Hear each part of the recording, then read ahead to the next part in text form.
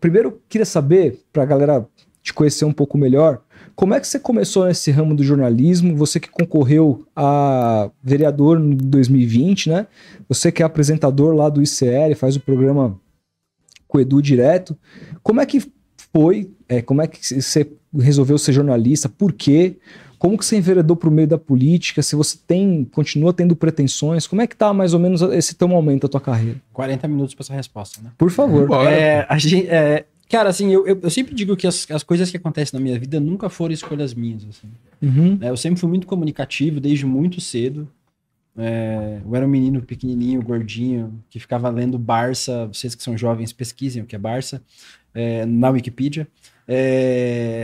E que eu era muito curioso, gostava de ler sobre tudo, assim, gostava de saber coisas. Eu sei desde, sei lá, dos 8 anos de idade, todas as bandeiras do mundo. Barça, aquela enciclopédia lá? Enciclopédia Barça, Porra. não Barcelona. A enciclopédia Barça. Você chegou a estar falando Barça, Barcelona, Calma, não da Barça. não chegamos no futebol Eu ainda. lembro disso, na época pré-computador. Sim, eu tinha isso aí Bons também. tempos. Lia o negócio, pesquisava, todo ano saía uma nova. E eu era muito comunicativo, assim, né? Desde muito cedo. Então eu acho que a comunicação sempre esteve em mim.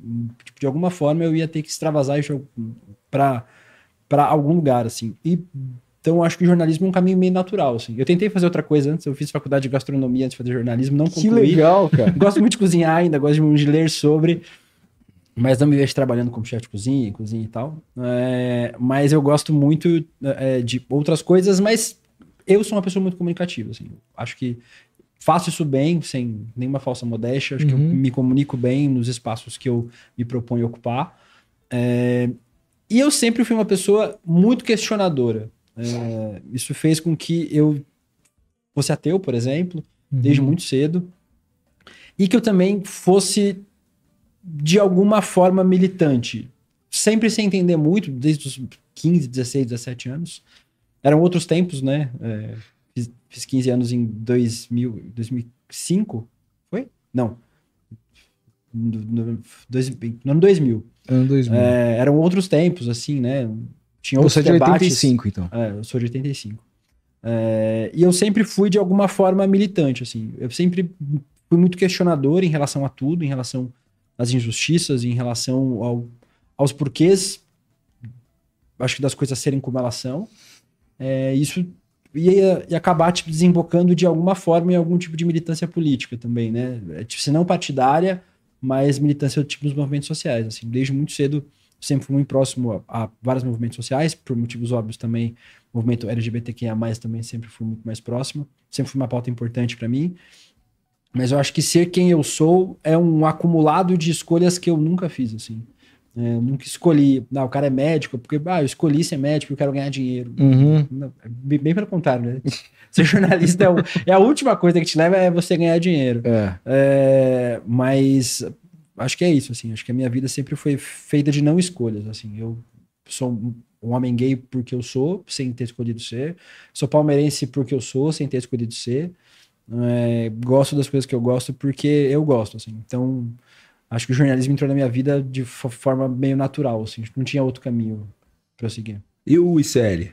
Como que apareceu? Cara, eu sou de São Paulo, eu sou de São Bernardo do Campo. Eu cresci em Santa Catarina, eu cresci em Balneário Camboriú. Olha, é um lugar meio... Na época que eu cresci lá, era menos. Era civilizado. Era civilizado, assim. Tanto que meu primeiro voto na minha vida foi no MDB. Porque lá a disputa era entre MDB e PSDB. Então o PSDB era mais à direita. que era a direita, e o MDB era, na época PMDB, né? Era mais o partido de esquerda, Que assim. coisa, hein, cara? Juntava com o PT. Mudança.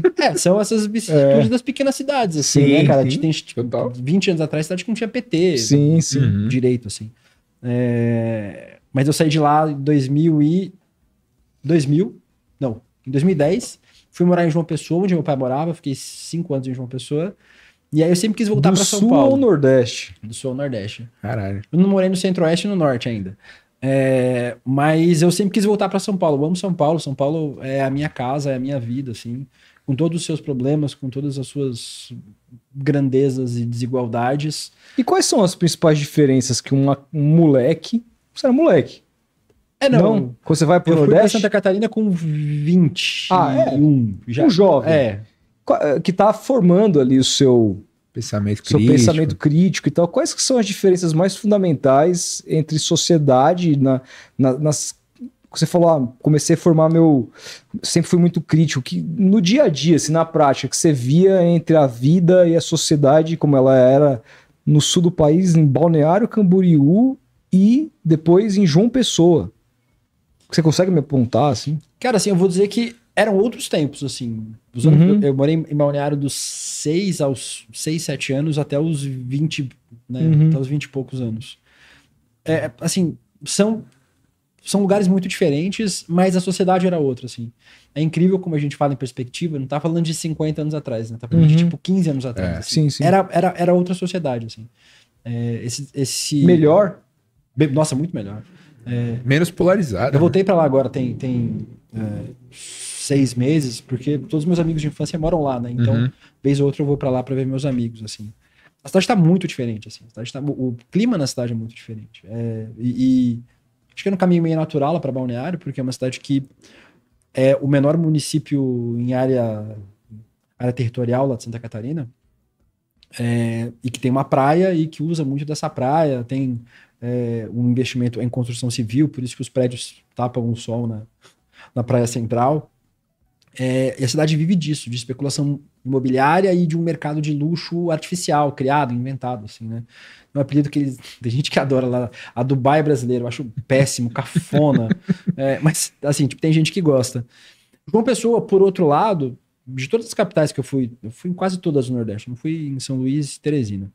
É uma cidade que parece muito do interior, assim, então as pessoas se conhecem muito. E o Nordeste é muito diferente do Sudeste e do Sul em relação ao trato das pessoas. As pessoas, elas são muito mais para fora de casa do que para dentro, assim. Eu fiz campanha política lá, né? Fiz uma campanha de governador e uma campanha de prefeito, e eu fui muito pro interior do estado, assim.